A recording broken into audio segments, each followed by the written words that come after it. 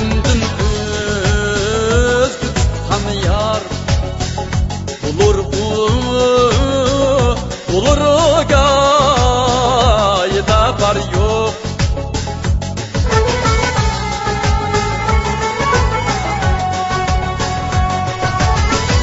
Kirib nefsingning kayniga Dilimdin özgü yar tutsam Beshingga kelsi bir kunlar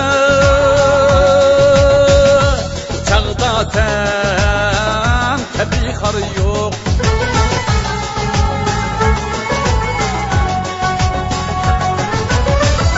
Faragat sen asla Dilimdin özgü yatma Senen kadrim saklaşta Dilimdek yaxşı hemkar yok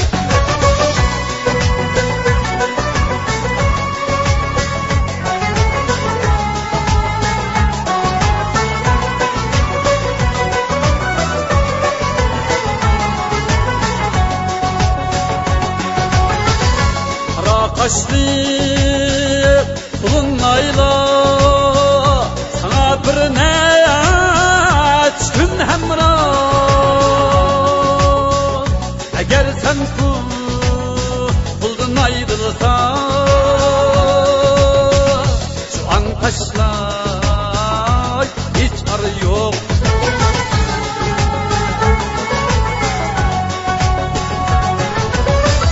Kuman